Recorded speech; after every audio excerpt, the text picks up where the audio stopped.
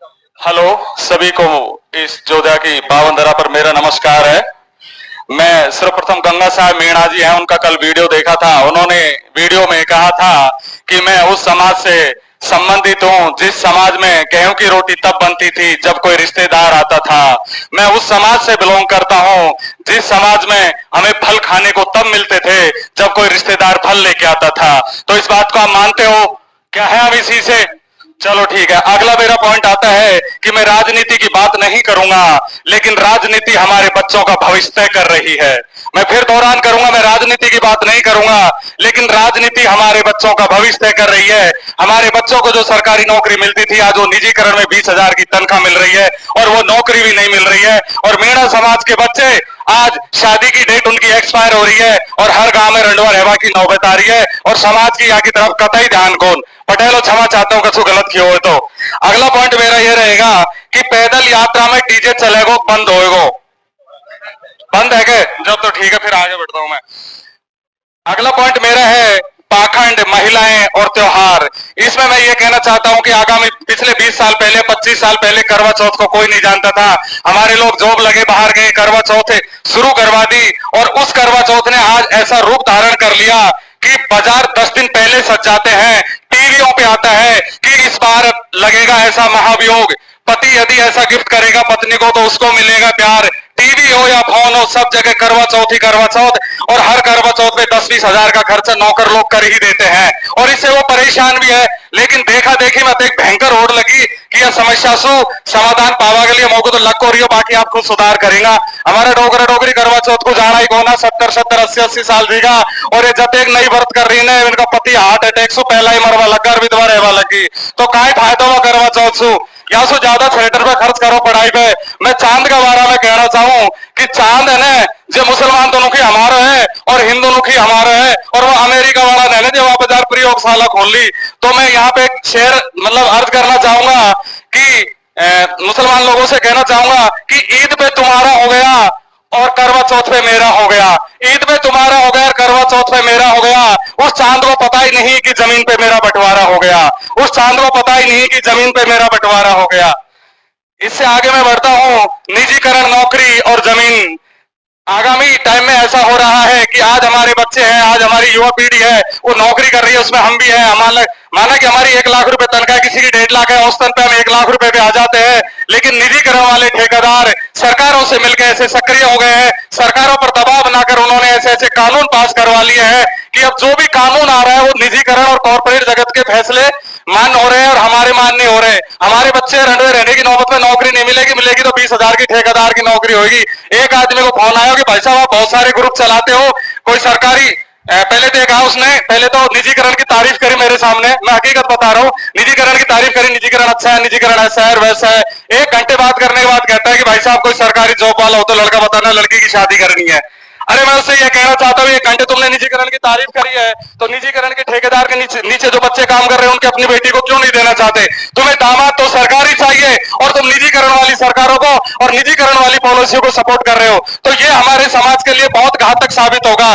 इससे हमारी समाज की बहुत बड़ी आय पर कॉर्पोरेट जगत का कब्जा हो जाएगा और समाज बहुत गरीबी की ओर धकेला जाएगा।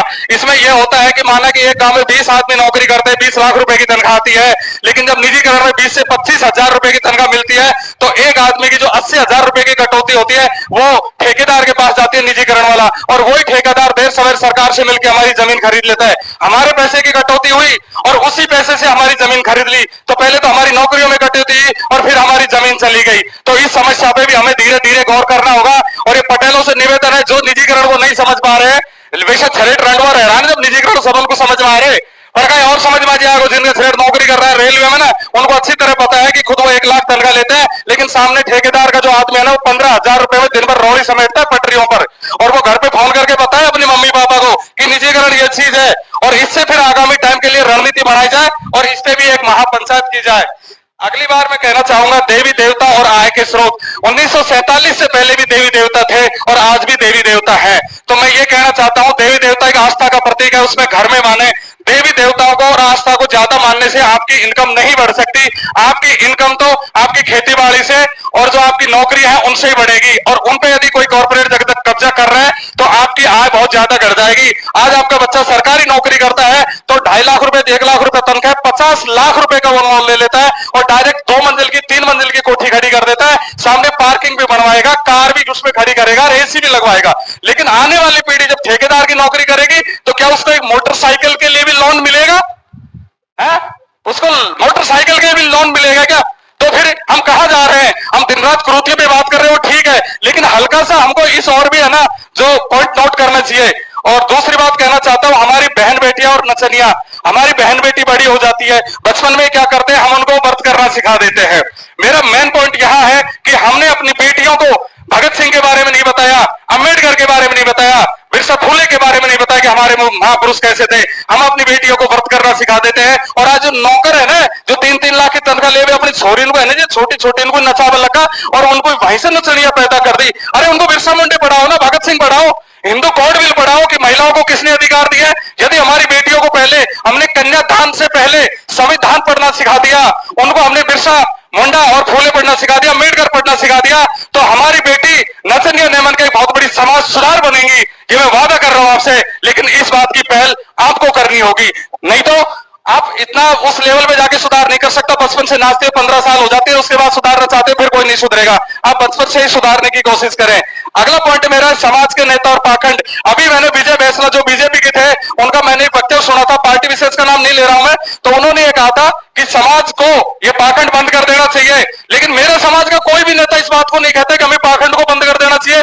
मेरे समाज के तो कथा भागवत वगैरह करवाते, चलते हुए भंडारे में 10 किलो घी का पीपा देखे ना, शाम के टाइम लुगाई को पार्षद का ख्वाब दिखेगा, आप तो चुनाव लड़ा कर आज फलाना भंडारा में 10 किलो घी का पीपा दिया है। अरे ये बात तो गलत है ना। तुम समाज सुधारो तो ढंग से सुधारो। दूसरी बात मेरी है, डीजे पे आज के जो युवा कह रहे हैं ना, अरे मैं उनसे कहना चाहता हूं, जब निजीकरण हो रहा था, जब निजीकरण के ठेकेदार सरकार पे प्रेशर बना रहे हो और तुम यहाँ समाज पे डीजे का प्रेशर बना रहे हो, यार उधर प्रेशर क्यों नहीं बढ़ाते? तुम्हारी नौकरी लगेगी और तुम्हारी समाज में आगे बढ़ेगी। तुमने डीजे डीजे कर रखा है, वहां तुम्हारी नौकरियों पे कॉर्पोरेट जगत कब्जा कर रहा है, 20,000 की तनख्वाह मिलेगी, उसमें तुम्हारे बच्चों के पेट नहीं भरेंगे क्या? डीजे बना से तुम्हारे बच्चों के पेट भर जाएंगे? तो ये पॉइंट नोटिस है, बार बार डीजे पे बात ना करें, अपने जॉब पे ध्यान दे और आने वाली रणनीति पे ध्यान दे कि वो सरकार तुम्हें गुलाम बनाना चाह रही है, तुम्हारे जल जंगल जमीन खरीदना चाह रही है, तुम्हारी नौकरी छीनना चाह रही है। किसी का पॉइंट नहीं जाता वहां पे। और घर वाला सुखी खाए करा, नौकरी खोल के ब्याह करा तो करता नहीं, रेंडवा मरांगा। अरे मरेगा रेंडवा तुम, तुम्हारा ध्यान ही डीजे पे है। अगला बात मेरा यह है कि एक आदमी का चेन्नई से फोन आया था, उसने कहा था कि लाइव को बंद करो। 1 मिनट का समय लेना चाहता हूं, लाइव को बंद करो, लाइव को बंद। मैं इसलिए नहीं कहना चाहता लाइव को बंद करना, क्योंकि हमारे अधिकतर लोग साउथ इंडिया से लेकर नॉर्थ इंडिया चारों तरफ नौकरी कर रहे हैं और इस पंचायत को वहां से देख रहे हैं और वहीं से अपने घर वालों से बात कर रहे हैं कि भाई छोरी की सगाई होगी आपने, अब ये पंचायत का आधार पर फैसला कर लीजिए कि आप किसी आप मतलब मेंटेनेंस कराना बारात को। तो यदि वो लाइव यहां से देख रहा है तो वो सब चीजों को अपने घर वालों से बात कर रहा है ना। हर आदमी तो पंचायत में नहीं आ सकता, इसलिए अभी फिलहाल में आगामी 6 महीने तक कोई भी पंचायत हो तो उसका लाइव बंद नहीं किया जाए, ये मैं कहना चाह रहा हूं। अगला 2 मिनट और, अगला पॉइंट है 26 जनवरी। आज आजादी के 75 साल बाद भी हम लोग 26 जनवरी का मैं तो नहीं समझ सके कि 26 जनवरी के दिन ही हमारे हिताधिकार लागू हुए थे।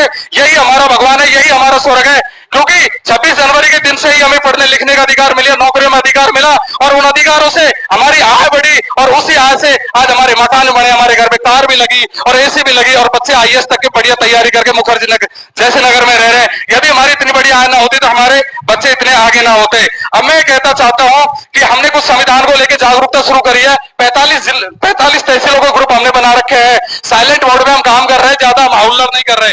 इस मामले में कुछ शुरुआत हमने किया है कि कन्यादान से पहले संविधान। अपनी बेटियों को कन्यादान से पहले आप संविधान पढ़ाओ, बिरसा मुंडे पढ़ाओ, फूले पढ़ाओ। इसलिए यही शुरुआत यहीं से करो, यहीं से इस चीज का प्रण लो कि हम अपनी बेटियों को कैमरे के सामने नचा कर नहीं, उनको आप शिक्षा का ज्ञान देंगे और संविधान का ज्ञान देंगे। हिंदू कोड बिल जिससे उनको सारे अधिकार मिले थे वो समझाइए। बहुत शॉर्ट में कह रहा हूं। अगला मेरा पॉइंट है हर हर संविधान घर घर संविधान। इस पॉइंट के माध्यम से हमारी कोशिश रहेगी कि हम अपने जनप्रतिनिधि को, अपने पटेल को, अपनी पंचायतों में सब जगह संविधान की बुक देंगे और इस जात परमेश्वरी गंगा को जिम्मेदारी देंगे, क्योंकि हम तो बाहर रहते हैं, गांव में ये रहते हैं कि ये संभाले और संविधान की जानकारी लेके अपने गांव में लागू करवाएं और संविधान के प्रति सब लोगों को जागरूक करें।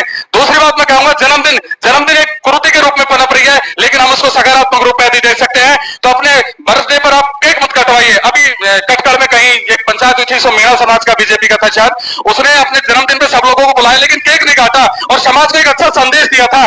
टिप्पर लोगों को भी उसने चैलेंज कर दिया था। तो ऐसे माहौल की भी हम शुरुआत कर सकते हैं। तो अपने जन्मदिन पर आप संविधान के पाठ करवाइए, सब लोगों को शपथ दिलवाइए कि संविधान के हित और अधिकारों के प्रति हम सब लोग एक रहेंगे और उसके प्रति ज्यादा से ज्यादा जागरूक करेंगे। मकान के गृह प्रवेश पे आदमी क्या करता है कि 4 करोड़ का मकान बना के ऊपर से खर्च कर देता है, तो मकान के गृह प्रवेश में भी आप संविधान के पाठ करवा सकते हैं और लोगों को संविधान के प्रति जागरूक कर सकते हैं। रिटायरमेंट पार्टी में मैं यह कहना चाहूंगा कि आदमी जिंदगी भर तक संविधान के दिए हुए हक और अधिकारों से नौकरी करता है और लास्ट में 3 लाख रुपए पाखंड में खर्च करके चला जाता है। अरे संविधान ने तुम्हें नौकरी दी, संविधान ने पढ़ने लिखने का हक दिया, तो अपनी रिटायरमेंट पार्टी में गांव को 3 लाख रुपए अपनी लाइब्रेरी में डोनेशन कर दो ना यार। जरूरी है क्या पाखंड के लिए तुम खर्च करो? तो इसमें भी बहुत कोशिश करनी पड़ेगी। और मैं अंत में यही कहना चाहूंगा कि संविधान ही हमारा भगवान है और संविधान ही हमारा स्वर्ग है। और इस मौके पर 14 की इस पावन धरा पर मैं इन पंच परमेश्वरी जात गंगा परमेश्वरी के सामने मनीराम पटेल जी और पंच पटेलों को एक संविधान की पुस्तक भेंट करना चाहता हूं, जिसको मैं दिल्ली से लेके आया हूं। तो प्लीज आप 5 आदमी खड़े होइए और मेरी इस भेंट को स्वीकार करिए। अध्यक्ष साहब के साथ में अध्यक्ष साहब आप आइए और भेंट को स्वीकार करिए।